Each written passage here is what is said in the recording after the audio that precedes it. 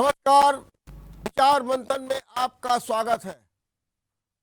वैसे तो मुख्यमंत्री योगी आदित्यनाथ ने आज डीएवी ग्राउंड में जो सभा की, उसका उद्देश्य था कि यहाँ की 3 सीटों आर्य नगर, शीशामऊ और छावनी, हम इसे फिर से जीत लेंगे, क्योंकि योगी आदित्यनाथ ने ये टारगेट किया है और अपनी कमान संभाल ली है कि जो पिछले बार हम सीटें हारे थे, जिनकी संख्या 84 है, उनको हम एक बार फिर से अपनी झोली में डाल लेंगे, और उसी उद्देश्य से आए भी थे। लेकिन यहाँ पर सुबह से मनीष हत्याकांड को लेकर के जो सियासत गरमाई, उससे कहीं ना कहीं योगी आदित्यनाथ का जो लक्ष्य था वो कहीं ना कहीं विचलित सा हो गया।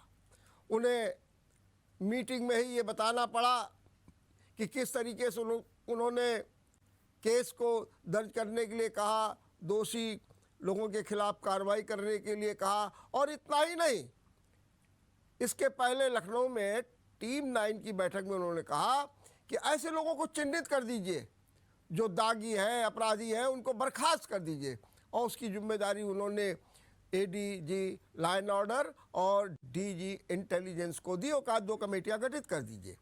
इसके बाद जो है पूरी तरीके से उन्होंने परिवार से मिले। हालांकि सभा में उन्होंने कहा कि मैंने भी कहा कि मैं पीड़ित परिवार से मिलूंगा, और मिले, और उनकी जो मांग थी उसको भी उन्होंने पूरा किया। आज हम इसी पर चर्चा करेंगे, और इस चर्चा में भाग लेने के लिए हमारे साथ 3 मेहमान जुड़ गए हैं। हम आपको परिचय करा दें। हमारे साथ हैं भारतीय जनता पार्टी से अनूप अवस्थी। अनु जी, मैं आपका बहुत बहुत स्वागत करता हूं। हमारे साथ संजय सिंह बंटी सपा से, मैं उनका भी बहुत स्वागत करता हूं, और कांग्रेस से पवन गुप्ता है। मैं सबसे पहले अनूप, जरा मुझे समझाइए कि योगी आदित्यनाथ जिस उद्देश्य से डीएवी ग्राउंड में मीटिंग करने आए थे, और उन्होंने जिक्र भी किया कि ब्रजलाल को प्रभारी बना दिया है, सलील बिश्नोई भी सक्रिय है, और कहते हैं कि वो जो उसका उद्देश्य था वो कहीं ना कहीं मनीष हत्याकांड में उलझ गया, और वो बात जो एक मैसेज जनता के बीच जाना था वो नहीं जा पाया। क्या कहेंगे? नहीं वर्मा जी, देखिए ऐसा है कि माननीय योगी आदित्यनाथ जी ने जो भी यहाँ पर कहा, और उन्होंने अपने 4.5 वर्षों का रिपोर्ट कार्ड प्रस्तुत किया, और 4.5 वर्ष का रिपोर्ट कार्ड इसलिए भी प्रस्तुत किया कि हम जनता जनार्दन के सेवक हैं, और आज से 2017 में जब उत्तर प्रदेश की जनता ने हमको सत्ता की चाबी सौंपी, और जिस तरीके के पिछले सरकारों में गिरफ्त हो रहे थे, उनको पर्दा डालने का काम हमने न करते हुए विकास की तरफ आगे बढ़े, और विकास करते हुए आज हमने 4.5 वर्षों का जो कार्यकाल हमने दिया, उसकी एक पूरी सूची जारी करी, जनता के बीच रिपोर्ट कार्ड प्रस्तुत किया। हम शुरू से कहते हैं कि हम जनता के बीच पे चुनाव में जाएंगे। मेरा उद्देश्य, मेरा सुन लीजिए, मैं क्या कह रहा हूँ। मैंने कहा कि योगी आदित्यनाथ आए, उन्होंने 4.5 का अपना लेखा जोखा तो कम बताया, लेकिन कानपुर के बारे में भी बता दिया। आप शायद नहीं सुन पाए, मैं बता रहा हूँ कि कानपुर के बारे में बताया। लेकिन मेरा कहना है कि मनीष हत्याकांड एक ऐसा मामला हुआ जो आज सुबह से इतनी तेजी से सियासत में गरमाया। अखिलेश यादव वहां पर पहुंचे, सिपाही पुलिस वाले भिड़ गए, और यहां तक कि लखनऊ में मुख्यमंत्री योगी आदित्यनाथ को टीम 9 में घोषित करना पड़ा कि जो अपराधी प्रवृत्ति के लोग हैं उनके खिलाफ कार्रवाई करें, उन्हें बर्खास्त कर दीजिए, और साथ में उन्हें मीटिंग में भी बोलना पड़ा। मेरा सीधा सीधा सवाल ये है, क्या ऐसे कांड जो है वो आपके लक्ष्य को नहीं पूरा होने दे रहे हैं? और वही कारण था कि आज जो है सो सभा हुई योगी आदित्यनाथ की, उसका जो मैसेज जाना था वो नहीं गया। मैं इतनी सी बात आपसे पूछ रहा हूँ। नहीं, निश्चित तौर पर देखिए वर्मा जी, तो मैसेज जाना था वो मैसेज भी गया, और हमने तो कल से ही आपके रात में, कल आपके चैनल पर ही मैं डिबेट पर था, और मैंने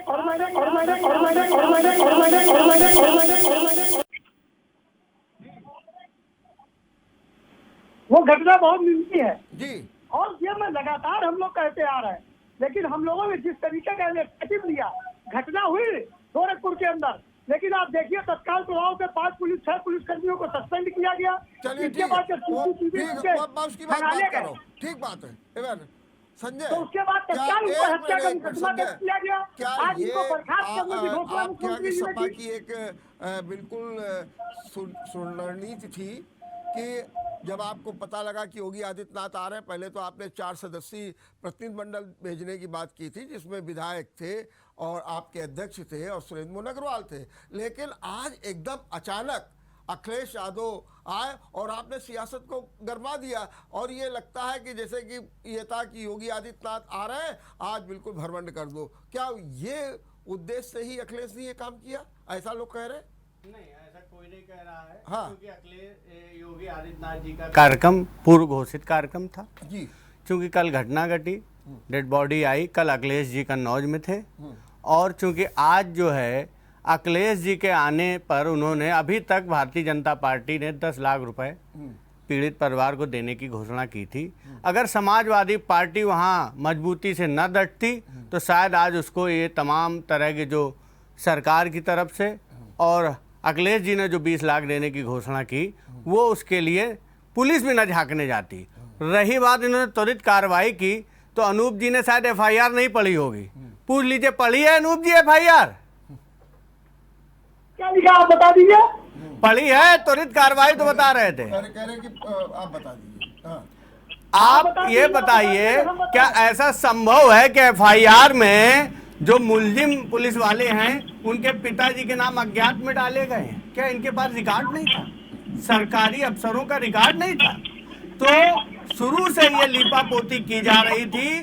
चूंकि समाजवादी पार्टी गोरखपुर से लेकर और कानपुर तक उसने इस मुद्दे को उठाया और संघर्ष किया, इसलिए पीड़ित परिवार को मजबूरी में इनको आज बुला के अभी मैं आपसे पूछ रहा हूँ, मजबूरी में अभी बुला मैं के दे रहा हूँ। और उनकी राशि बढ़ानी पड़ी, नहीं तो पूरी तरह अपने योगी आदित्यनाथ जी शुरू से कहते आए हैं कि उत्तर प्रदेश पुलिस के हाथ में है, चलिए, और बिल्कुल दिख रहा है कि उत्तर प्रदेश पुलिस के हाथ में है। पुलिस जिस तरह की जाति जनता के साथ कर रही है, इससे लगता है कि हाँ, इस प्रदेश में गुंडा राज है। और जो कार्रवाई की बात है, तो अब पछताए होत का जब चिड़िया चुग गई खेत। अब 4.5 साल बाद दागी पुलिस वाले अगर याद आ रहे हैं, तो ये इस सरकार के लिए दुर्भाग्य की बात है। अब चलो चलो की बेरा में कुछ भी कर लो, जनता आपको सबक सिखाएगी। बिल्कुल। एक मिनट पवन जी, मैं 2 सवाल आपसे बात कर रहा हूँ। एक तो सवाल ये कि आज जब सपा के लोग वहाँ जाते हैं तो पुलिस के लोग जो है उनको हटाने की कोशिश करते हैं, और सपाहियों में और जो है पुलिस में काफ़ी भिड़ंत भी हो जाती है। दूसरा ये भी चित्र आया कि पुलिस वाले उसको घसीटते ले जा रहे हैं। तीसरा चित्र ये भी आया कि अब जो है जो पीड़िता है उसको KDA में OSD बना दिया जाएगा, CBI जांच को रिफ़र कर दिया जाएगा, जो कानपुर कोर्ट में मामला आना है उसके लिए भी कार्रवाई शुरू कर दी जाएगी, और आर्थिक मदद भी बढ़ा दी जाएगी। और ये भी हुआ है कि दोषियों के खिलाफ बहुत सख्त कार्रवाई होगी। पवन जी, मैं कुल मिलाकर के ये आपसे जानना चाहता हूँ कि क्या कहना है आपका? भाई देखिए, आप अगर पुराना इतिहास उठाएं अगर अपने देश का, इस तरह की घटनाएं बहुत बहुत चुनिंदा हुई होंगी। ये जघन्य अपराध हुआ, पुलिस वालों ने मिलकर एक व्यापारी के साथ किया, और उसके बाद उसको मारने के बाद जिस तरह से लीपापोती अधिकारियों ने की, जिस तरह पुलिस विभाग ने की, DM ने की, SSP ने की, उसके जो वीडियो सामने आए हैं वो सबके सामने हैं कि किस तरह उसको दबाने का काम किया गया। और सबसे अंत में जब उसकी पत्नी होटल में गई तो वहाँ पे देखा खून साफ कर, पूरी तरह से खून साफ किया गया। जब फोरेंसिक वाले नहीं पहुँचे थे, कमरे से खून हटाने का काम, ये सब करने का काम क्यों किया गया? उसके बाद उसको तौलिया पड़ी मिल गई नीचे, खून से सनी हुई, तो एक वो प्रमाण मिल गया। मगर जब इस तरह के साक्ष्य अगर हमारे छुपाए जा रहे हैं, उनको हटाया जा रहा है, उनको हटाने का काम किया जा रहा है, तो न्याय आगे कहाँ से मिलेगा? न्याय तो साक्ष्य आधारित हमारे देश में। तो इसलिए इन लोगों ने, जिन लोगों ने ये सब कार्रवाई की है, उन पर भी कार्रवाई होनी चाहिए। जिन अधिकारियों ने दबाव बनाया था इसको केस न बनाने के लिए, उनको भी वहां से हटाया जाना चाहिए। तब लगेगा कि हाँ, सरकार चाहती है कि जो अन्याय हुआ बहुत गलत हुआ है, उसमें लोगों को न्याय मिले। जहां तक यहाँ की घटना है, निश्चित रूप से वहां पे जो नारेबाजी सापा के लोग कर रहे थे, एक मृतक के घर में जहां उसके परिवार में एक जवान लड़के की डेथ हुई है, वहां नारेबाजी में और सापा के नेताओं ने नारेबाजी रोकने की कोशिश की, मगर वो नारेबाजी नहीं रुके, वो घटना गलत थी। बाकी इस समय पूरा देश आक्रोशित है, एक एक दल आक्रोशित है, चाहे वो कांग्रेस हो, चाहे सापा हो, चाहे बसपा हो, सब लोग इस घटना से बहुत ज्यादा क्रोधित हैं। और उस घटना के बाद सब ये चाहते हैं कि पीड़ित परिवार को न्याय मिले। उनकी जो मांगे हैं वो तो इस समय जो उन्होंने एक्सेप्ट की हैं वो तो तत्कालीन इसी समय की हैं, मगर जो आगे समय में जो सबसे बड़ी बात होगी उसको न्याय मिले, मृतक को उसके अपराधियों को सजा मिले, उसके रास्ते के इन्होंने कोई रास्ता अभी तक नहीं बनाया। ना उन अपराधियों में काम किया, ना साथ छुपाने वालों पर कोई कार्रवाई हुई। वो आगे इस तरह की नहीं होगी, इसका कोई प्रमाण हम लोग सामने दिख नहीं रहा। ठीक बात है। एक बात और आपने अभी कहा जी, जो 3 विधानसभाओं के विषय में आप वो मैं उसकी चर्चा करता हूँ बाद में, ये मैं चर्चा भी बाद में कर रहा हूँ। हाँ अनूप, मैं आपसे फिर पूछ रहा हूँ कि आपने सुना कि एक और तो ये होता है कड़ी कार्रवाई होगी, साक्ष्य मिटाए जा रहे हैं और लोगों को गुमराह किया जा रहा है। आपके डीएम और एसपी खुद कह रहे हैं अरे भाई मुकदमा जब लिखा दोगे तो आपको बार बार यहाँ आना पड़ेगा, दौड़ना पड़ेगा। इस तरीके की ये सब कार्रवाई है, ये क्या आपकी जो नीति और नियत, जैसा कि हमारे विपक्ष लोग कह रहे हैं, उस पर सवालिया निशान नहीं खड़ा करते? नहीं, देखिए वर्मा जी, विपक्ष की बात पर मैं नहीं जाता, मैं तो अपनी बात करता हूँ जी। भारतीय जनता पार्टी जब 2017 में सरकार में आई थी तो हमने कहा था कि अपराध में हम जीरो टॉलरेंस पर काम करेंगे, और जीरो टॉलरेंस पर जब हमने काम करना शुरू किया तो आपने देखा होगा कि उत्तर प्रदेश के अंदर अपराध को पनपने नहीं दिया।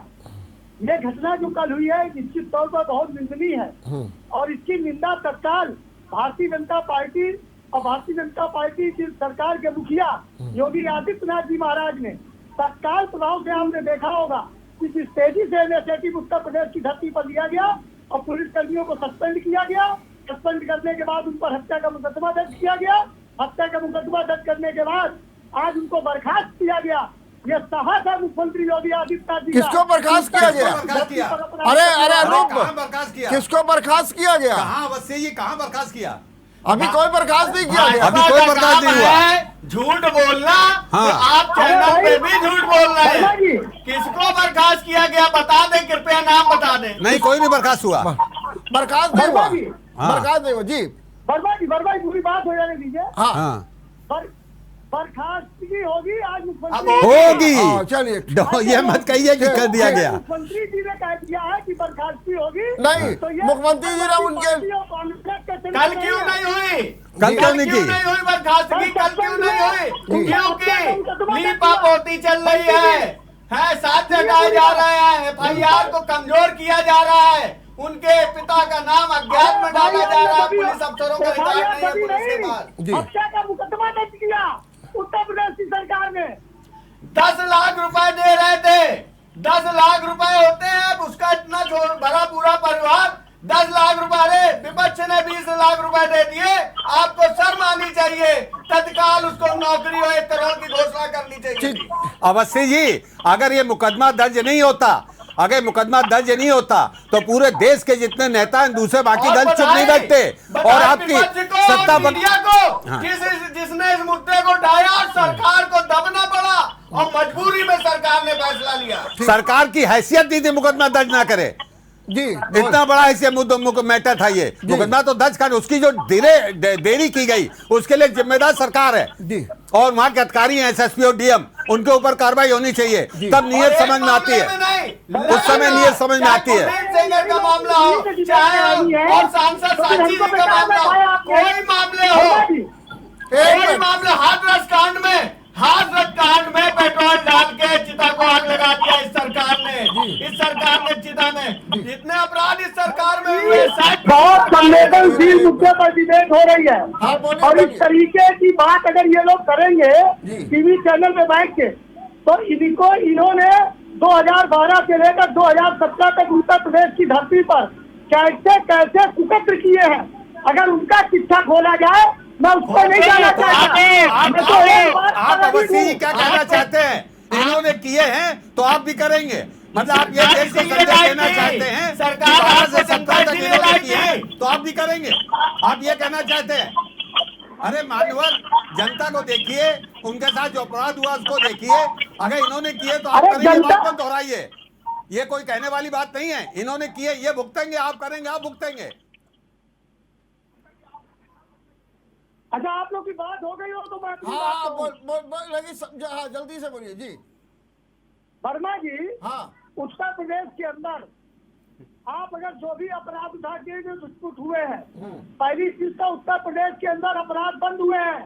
जो समाजवादी पार्टी के गुंडों द्वारा उत्तर प्रदेश में 5 साल तक गुंडे करके किए गए, उन पर लगाम लगाने का काम उत्तर प्रदेश में किया गया। और उत्तर प्रदेश के अंदर कहीं जहाँ भी अपराध हुए सिंहपुर, उस पर त्वरित कार्रवाई हुई। आप एक घटना बता दीजिए उत्तर प्रदेश के अंदर कि उत्तर प्रदेश के अंदर अपराध पनपा हो और उत्तर प्रदेश के अपराधियों को जेल के अंदर ठूसने का काम न किया गया हो। उत्तर प्रदेश के अंदर माँ बेटियों की इज्जत बचाने का काम न किया गया हो। उत्तर प्रदेश के अंदर व्यापारियों के सम्मान को रक्षा न की गई हो।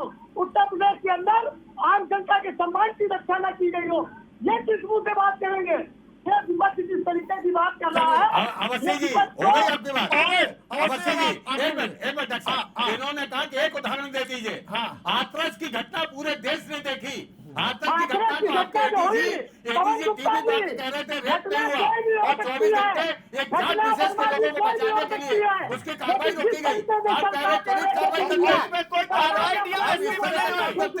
इस तरह के काम और डीएम को साल भर बाद हटाया गया वहां से। इस तरह की कार्रवाई, अरे लीपा पोती कार्रवाई नहीं होती है। कार्रवाई होती है त्वरित करना, वो दिखाता है न्याय दिलाना, वो बताता है कि सरकार की नीयत साफ है। ठोकने का काम अरे- उत्तर प्रदेश की पुलिस अरे करेगी। बिल्कुल उत्तर अवस्थी जी, प्रदेश कतई नहीं। उत्तर प्रदेश ऑन रिकॉर्ड हत्या में नंबर 1, अपराध में नंबर 1 और महिला अत्याचार में नंबर 1, कुपोषण में नंबर 1। गूगल खोल के चेक कर लीजिए तत्काल, अगर नंबर 1 ना आए ये तो उत्तर भारत प्रदेश, सरकार की देख रिपोर्ट है। लीजिए। अरे भारत गूगल सरकार चेक की कर वेबसाइट पे झूठ बोलने का काम भारतीय जनता पार्टी के शीर्ष नेता से लेके और नीचे के नेता तक करते हैं। झूठ पर बनी हुई सरकार ज्यादा दिन नहीं टिकेगी। जनता जनार्दन होती है, सब जानती है। 2022 में आपका सूपड़ा साफ कर देगी।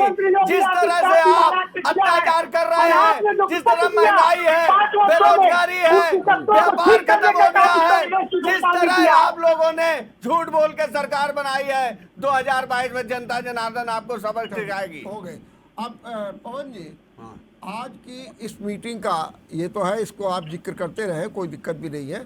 मेरा कहने का था कि जो योगी आदित्यनाथ ने एक अभियान छेड़ा है कि हम हारी हुई सीटों को जीतेंगे, और उसके लिए कानपुर में जो शीशा मऊ है, जो नए परिशीवन के बाद या इसके पहले 15 साल हो रहे हैं, लेकिन कोई भी उसको हिला नहीं पाया। और वहीं दूसरी ओर अगर आप चले जाइए तो देखिए आर नगर में भी स्थितियां बदली, कैंट में भी। अब ये कह रहे हैं कि हम तीनों सीटें लेंगे, लेकिन कहीं ना कहीं ये लगता है कि जो आपने पिछले बार कांग्रेस का और सपा का गठबंधन था, उससे इन तीनों सीटों को लाभ भी मिला और एक सीट आपको मिल गई, 2 सीटें सपा को मिल गई। लेकिन इस बार लगता है कि जो बीजेपी ने एक अभियान चलाया है, उसके तहत अब इस बार ये तीनों सीटें खतरे में पड़ गई है विपक्ष के लिए, और लगता है कि कानपुर से बिल्कुल क्लीन स्वीप हो जाएगा।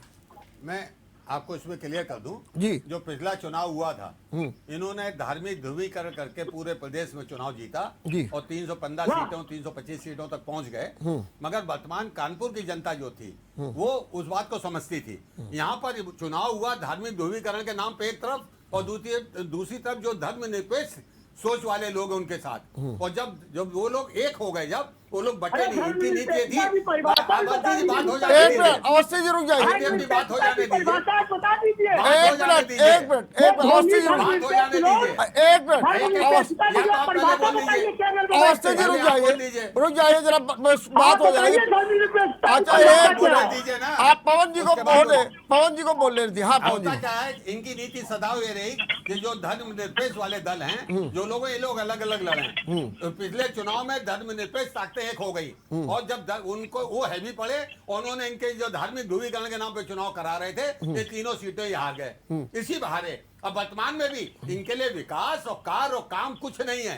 ये सिर्फ धार्मिक ध्रुवीकरण के नाम पे चुनाव जीतना चाहते हैं। इनकी पूरी रणनीति उसी पे बनती है, इनके जितने नियम कायदे सब उसी पे बनते हैं। और इसमें आप देख लीजिएगा, ये तीनों चुनाव ये तीनों सीट आप नहीं जीतेंगे, ये मेरा आपसे ये बात का दावा है मेरा आपसे। पर गुप्ता ये बताइए कि आपने अभी बहुत अच्छी बात कही कि धर्मनिरपेक्ष ताकतें एक हो गई और आपने हरा दिया, लेकिन इस बार तो धर्मनिरपेक्ष ताकतें अलग अलग हो गई हैं। कांग्रेस अलग हो गई, सपा अलग हो गई, अब कहाँ पर एकता रहेगी? तब तो इनको आपको हराने में बड़ी सुविधा हो जाएगी। नहीं तो ये अगर वो एक नहीं हो पाएंगी और वोटों का अगर वर्गीकरण अगर वो हो जाएगा, छितरा जाएंगे, तो निश्चित रूप से इनके जो धार्मिक ध्रुवीकरण की नीति है वो सफल हो जाएगी और देश का दुर्भाग्य होगा, हमारे कानपुर नगर का दुर्भाग्य होगा, प्रदेश का दुर्भाग्य होगा। ठीक बात, इसमें सफल हो जाएंगे। चलिए संजय आप बताइए कि ये जो 3 सीटें और इसमें 2 सीटें तो खैर आप ही की हैं, तो बड़ी खतरे में पड़ गई हैं, तो क्या करना है इसके बारे में?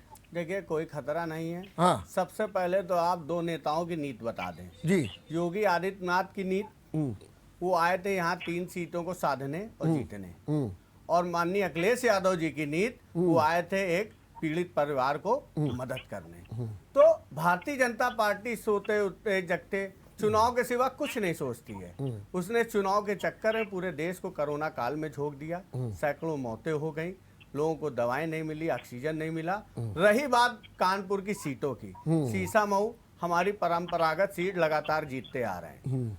आर नगर सीट पे अमिताभ वाजपेयी जी ने इतिहास रचा और हराया। कांग्रेस की मदद उस समय जरूर मिली थी, लेकिन जिस तरह से 5 सालों में अमिताभ वाजपेयी ने घर घर जाके अपना संपर्क बढ़ाया, लोगों के सुख दुख में खड़े हुए और क्षेत्र में जो विकास कार्य किए, बढ़ चढ़ के हर मुद्दे पे धरना प्रदर्शन और जनता की जो समस्याएं थी, चूंकि हमारी सरकार नहीं थी, लेकिन कंधे से कंधा मिला के जनता के साथ खड़े रहे। आज उनकी छवि एक अच्छे नेता के रूप में है और निश्चित रूप से आर नगर विधानसभा फिर हम जीतेंगे। चलिए छावनी में क्या होगा? छावनी में हमारे जो विधायक हैं सोहेल अंसारी ने बहुत काम किए हैं, सदैव जनता में रहते हैं, और छावनी में जितने वोट से पिछली बार जीते थे उससे ज्यादा वोटों से सोहेल अंसारी जीतेंगे, ये मेरा दावा है। चलिए हम एक छोटा सा ब्रेक लेते हैं और ब्रेक के बाद अनूप अवस्थी से इस पर जवाब लेंगे।